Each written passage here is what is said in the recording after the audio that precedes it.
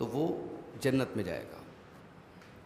یا اسی طریقے سے اگر شام کو کوئی پڑھتا ہے اور اسی حالت میں اس کا انتقال ہو جاتا ہے صبح ہونے کے پہلے پہلے، تو وہ جنت میں جائے گا۔ یہ جو دعا ہے اس کو سید الاستغفار کہا جاتا ہے۔ استغفار کا مطلب ہوتا ہے اللہ تبارک و تعالیٰ سے اپنے گناہوں کی معافی مانگنا۔ اللہ کے نیک بندوں کی ایک پہچان قرآن میں بتائی گئی کہ جب بھی ان کو یہ احساس ہوتا ہے کہ مجھ سے کوئی غلطی ہوئی، کوئی گناہ ہوا، تو اللہ تعالیٰ سے وہ استغفار کرتے ہیں۔ اور استغفار کی بہت ساری فضیلتیں بھی ہیں۔ اللہ کے نبی صلی اللہ علیہ وسلم فرماتے ہیں کہ جو پابندی سے استغفار کرتا ہے، اللہ تبارک و تعالیٰ ہر تنگی سے اس کو نجات دیتا ہے، ہر پریشانی سے اس کو بچاتا ہے، اور وہاں سے روزی دیتا ہے جہاں سے وہ سوچ بھی نہیں سکتا۔ تو یہ سید الاستغفار ہے۔ استغفار کا بھی سب سے بہترین یہ صیغہ ہے، سب سے بہترین دعا ہے، اور بہت مستند اور اوتھینٹک ہے۔ صحیح بخاری کے اندر یہ حدیث موجود ہے۔ حدیث کے راوی حضرت شداد بن اوس رضی اللہ تعالیٰ عنہ ہیں۔ وہ کہتے ہیں کہ اللہ کے رسول صلی اللہ علیہ وسلم نے فرمایا کہ سید الاستغفار یہ دعا ہے: اللہم انت ربی لا الہ الا انت خلقتنی وانا عبدک وانا علی عہدک ووعدک ما استطعت اعوذ بک من شر ما صنعت ابوء لک بنعمتک علی وابوء لک بذنبی فانہ لا یغفر الذنوب الا انت۔ یہ دعا جو ہے اس میں اللہ تبارک و تعالیٰ کی توحید کو، اور ایک بندہ اپنے رب کے سامنے کس طریقے سے اپنے گناہ کا اقرار کر رہا ہے، اس کو اس دعا کے اندر جمع کر دیا گیا ہے۔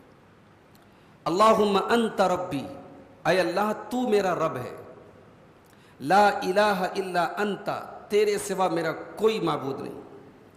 توحید کی دو اہم قسمیں، توحید ربوبیت اور توحید الوہیت، دونوں اس دعا کی شروعات میں اکٹھا ہو گئے۔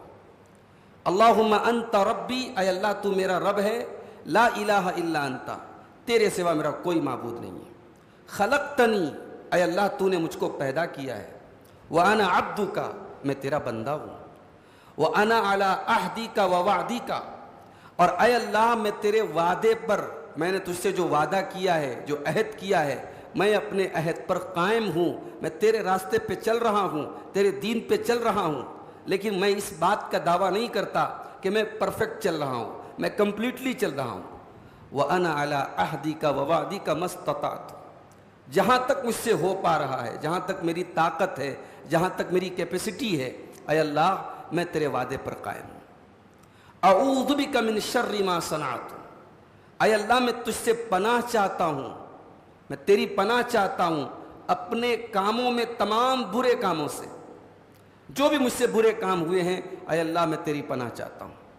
ابوء لک بنعمتک علی، اے اللہ میں تیری بارگاہ میں اقرار کرتا ہوں، میں ایکسیپٹ کرتا ہوں، میں اعتراف کرتا ہوں کہ تیرے بہت احسانات ہیں میرے اوپر۔ یعنی اس دعا کے الفاظ پہ غور کرو میرے بھائی۔ بندہ اپنے رب کے سامنے اس غلام کی طرح دعا کر رہا ہے، اس نوکر کی طرح دعا کر رہا ہے جس کے اوپر مالک کے انگنت احسانات ہوں اور وہ مالک کے ساتھ ناشکری کرتا ہو۔ ابوء لک بنعمتک علی، اے اللہ میں تیری نعمتوں کا اقرار کرتا ہوں، وابوء لک بذنبی، اور میں اس بات کا بھی اقرار کرتا ہوں کہ میں بہت گنہگار ہوں، میں بہت گنہگار ہوں۔ وابوء لک بنعمتک علی فاغفر لی فانہ لا یغفر الذنوب الا انت، تو اے اللہ تو مجھے بخش دے، تیرے سوا کوئی میرے گناہوں کو نہیں بخش سکتا۔ تو یہ دعا جو ہے اس کو حدیث میں خود اللہ کے نبی نے سید الاستغفار کا، سید مانے سردار، یعنی استغفار اگر آپ کرنا چاہتے ہیں اس سے بہتر کوئی دعا نہیں ہے۔ اس کو اپنے صبح شام کے اذکار میں شامل کرو میرے بھائی۔ آج کل رمضان کا مہینہ ہے، آپ صبح سحری کے ٹائم اٹھتے ہیں، اللہ کے نیک بندوں کی پہچان قرآن میں بتائی گئی، والمستغفرین بالاسحار، وہ سحری کے وقت، وہ صبح کے وقت اللہ سے استغفار کرتے ہیں۔ صبح جب آپ اٹھیں سحری کے ٹائم، اس کو پڑھنے میں 1 منٹ 2 منٹ بھی نہیں لگے گا، اس کو آپ 2-4 بار پڑھ لیجئے میرے بھائی۔